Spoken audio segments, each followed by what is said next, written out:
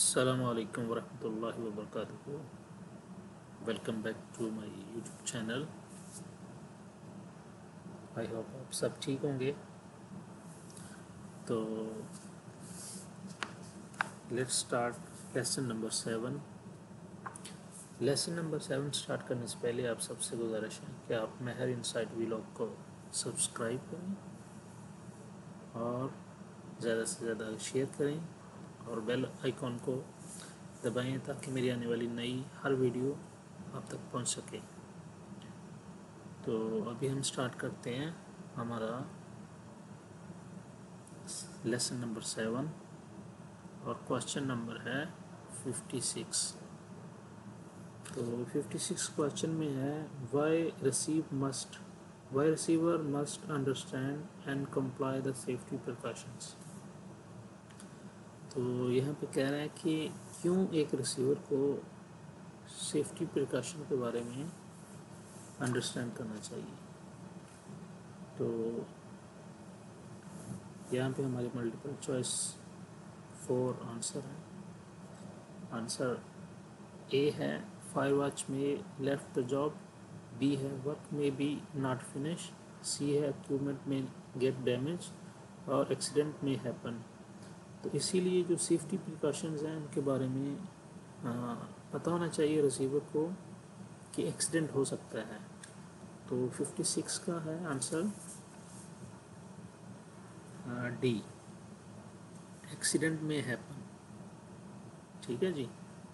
जो एक रिसीवर होता है उसको इतना पता होना चाहिए कि मुझे क्या इक्विपमेंट मैं यूज़ कर रहा हूँ और उसके लिए क्या सेफ्टी प्रिकॉशंस लेनी है, क्योंकि उससे एक्सीडेंट हो सकता है अगर हम सेफ्टी प्रिकॉशंस नहीं लेंगे। तो इसका आंसर है डी। तो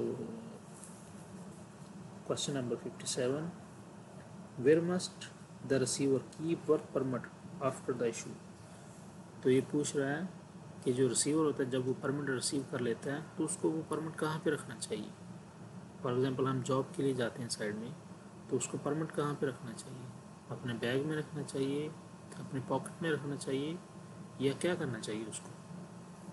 तो लेट्स देखते हैं यहाँ पे विद सीनियर क्रू मेंबर कि क्या सीनियर क्रू मेंबर को दे देना चाहिए, इन द कंट्रोल रूम क्या कंट्रोल रूम में छोड़ देना चाहिए, within 75 metres of the work permit क्या हम जो हमारी जो वर्क लोकेशन है तो विद इन 75 मीटर के रखना चाहिए, या display at job site in his position. तो क्या उसको जो हमारी जॉब है वहाँ पे डिस्प्ले करना चाहिए। तो इसका आंसर है डी, क्योंकि हमारा जो परमिट होता है जब हम परमिट लेके जाते हैं तो एटलीस्ट जिधर हम खड़े रहते हैं पोजीशन में हमारे पास होना चाहिए, नहीं तो कहीं परमिट बुक्स में रखना चाहिए जॉब के सामने जो हमारी पोजीशन होती है ना जॉब की, तो वहाँ पे उसको डिस्प्ले करना चाहिए। तो 57 का आंसर है डी।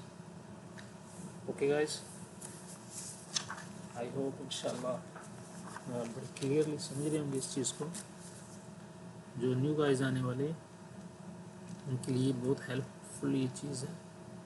तो question number 58, why issuer and receiver go to side. क्यों permit issuer and receiver side में जाते हैं।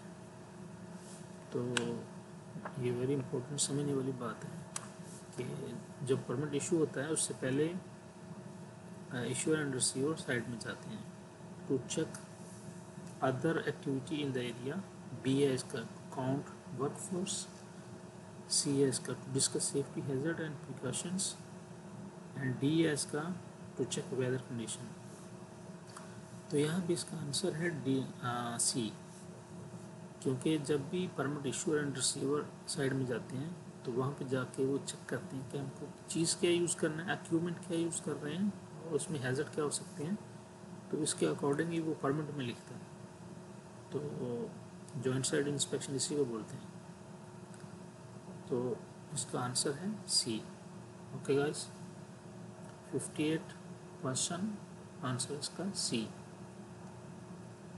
विच section of the work permit form receiver can fill. Very important question, very important, क्योंकि एज ए रिसीवर जब आप interview के लिए जाते हैं तो वो आपको अगर परमिट देगा ना तो आपको बोलेगा कि परमिट फिल कर दो। तो गाइज यहाँ पे बहुत इंपॉर्टेंट चीज़ याद रखने वाली है कि आपको अपना कौन सा कॉलम फिल करना है, कौन सा सेक्शन। वर्क परमिट में 4 सेक्शन होते हैं, तो आपको कौन सा सेक्शन फिल करना है वो आपको पता होना चाहिए। तो यहाँ पे देखते हैं section 2 hazard identification and control, section B section 1 work description, C है hazard analysis checklist, and D है इसका can not fill any section. तो गाइज यहाँ पे जो सेक्शन 1 होता है ना, वर्क डिस्क्रिप्शन, आपको पता होना चाहिए आप किस चीज़ के लिए परमिट लेने जा रहे हैं और आपको क्या परमिट लेना है। तो वही जॉब डिस्क्रिप्शन आपने फिल करनी है। फॉर एग्जांपल आप स्काफोल्डिंग इरेक्शन के लिए जा रहे हैं, तो जो वर्क डिस्क्रिप्शन है उसमें scaffolding erection, to do scaffolding erection, और डिसमेंटलिंग भी हो सकती है, मॉडिफिकेशन भी हो सकती है, तो वो आपको चीज़ लिखनी होती है वहाँ पे जो सेक्शन 1 है। तो 59 का जो आंसर है वो बी है। Okay guys, 59 answer B. Question number 60, why receiver tell issuer scope of work and equipment to be used। तो जो रिसीवर होता है वो इश्यूर को क्यों बताता है कि हमारा आज क्या काम है और कौन कौन सी इक्विपमेंट हमने यूज़ करनी है। तो देखते हैं इसमें ए है issuer will count all equipment, B है इसका it is not necessary to tell issuer, C है इसका so equipment can be checked, and D इसका so they can agree on safety precautions. तो गाइज यहाँ पे पहले भी ऊपर एक क्वेश्चन है जिसमें आपने देखा है कि जो work permit receiver and issuer क्या डिस्कस करते हैं साइट पे जाते हैं। तो why receiver tell issuer scope of work, क्योंकि जो इश्यूर रिसीवर होता है वो इश्यूर को बताता है कि हमारा आज ये काम है।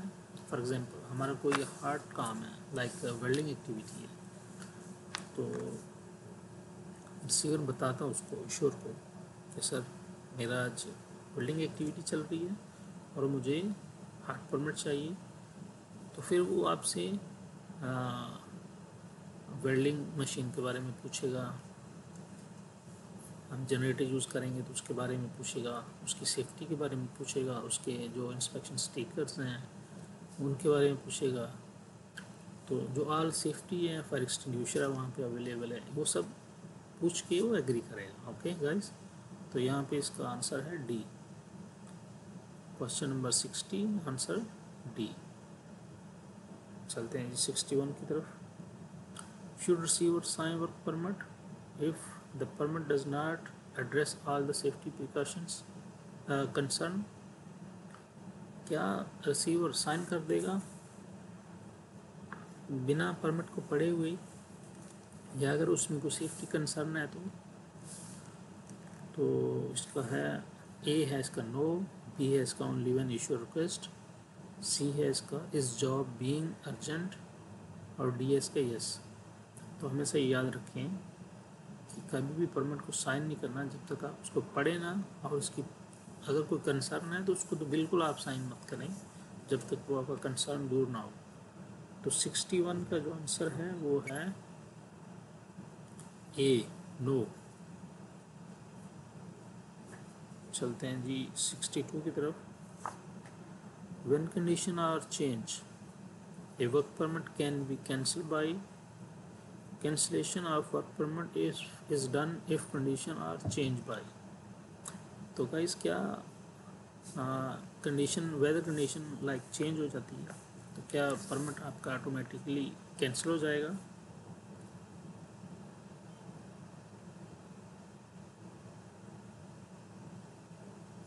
ओके गाइस, तो देखते हैं इसको। क्वेश्चन नंबर 62 है,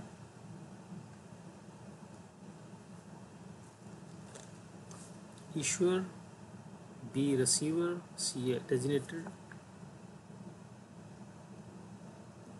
सॉरी यहाँ पे वो बता रहा है when condition are change a work permit can be cancel by. तो यहाँ पे ये पूछ रहा है क्या अगर कंडीशन चेंज हो जाती है तो a work permit can be cancel by, कौन कैंसिल कर सकता है उसको। तो यहाँ पे याद रखें दो आदमी हैं जिनके पास अथॉरिटी होती है, या तो इश्यूर चेंज कर सकता है या रिसीवर चेंज कर सकता है। ओके गाइस, तो यहाँ पे जो आंसर है इसका वो है D, both A and B, issuer and receiver. क्योंकि इश्यूर भी कैंसिल कर सकता है परमिट को और रिसीवर कर सकता है, लेकिन रिसीवर अगर कैंसिल करता है परमिट तो वो एक्सप्लेन उसको करना आना चाहिए कि वेदर कंडीशन चेंज हुई है। फॉर एग्जांपल रेन हो जाती है तो ड्यूरिंग रेन आप काम को होल्ड कर सकते हो, नहीं तो अगर कंटिन्यू रेन रहेगी तो उसको आप जाके क्लोज कर सकते हो, कैंसिल कर सकते हो। ओके गाइस, तो इसका आंसर है D. Question number 63, why designated representative is sometime appointed assigned, कि जो डेजिनेटेड रिप्रेजेंटेटिव होता है बेसिकली ये जो इश्यूर होता है उसकी हेल्प के लिए एक आदमी होता है जिसको बोलते हैं डेजिनेटेड रिप्रेजेंटेटिव। वो समटाइम अपॉइंटेड क्यों किया जाता है, तो इसका भी एक रीज़न होता है। The issuer may be busy and need help, B है इसका the gas test found high level reading, C है इसका the receiver did not come to work, D है इसका too many safety problems were found. तो याद रखें ये जो इश्यूर होता है वो उसकी हेल्प के लिए होता है, जो डेजिनेटेड रिप्रेजेंटेटिव होता है वो इश्यूर की हेल्प के लिए होता है। तो 63 का जो आंसर है वो ए है। Okay guys, question number 64, what is the responsibility of designated representative. उसकी जो डेजिनेटेड रिप्रेजेंटेटिव होता है उसकी रिस्पॉन्सिबिलिटी क्या होती है। तो ए है इसका accept the receiver responsibility, inspect the work site, conduct joint site inspections, C है इसका जी sign the work permit, and D है इसका authorise receiver responsibility. Question number 64 का आंसर है C, sign the work permit. लेकिन ये तब कर सकता है साइन जब इश्यूर उसको असाइन करेगा, तो अदरवाइज इश्यूर ही परमिट साइन करेगा। ओके गाइस, क्वेश्चन नंबर 65 आज का लास्ट क्वेश्चन है। जो हमारा सेशन चल रहा है क्लासेस का, तो आज का जो हमारा लेसन नंबर 7 है उसका लास्ट क्वेश्चन है, who goes on the joint site inspection. The issuer, designated representative and receiver, B है इसका issuer and area foreman, C है the issuer and designated representative, D है the issuer and gas tester. तो 65 का जो answer है वो ए है, क्योंकि इश्यूअर भी जा सकता है, उसका रिप्रेजेंटेटिव भी जा सकता है and receiver. Okay guys, I hope इंशाल्लाह आपको समझ आ गई होगी। तो आप सबसे रिक्वेस्ट है कि मेरे चैनल को ज़्यादा से सब्सक्राइब करें और आगे शेयर करें। आपका कीमती वक्त देने के लिए बहुत शुक्रिया। आई होप इंशाल्लाह आप इससे कुछ ज़रूर सीखेंगे और इसको आगे ज़्यादा से ज़्यादा फ्रेंड्स के साथ शेयर करेंगे। Thank you very much for your time. अस्सलाम वालेकुम व रहमतुल्लाहि व बरकातुहू।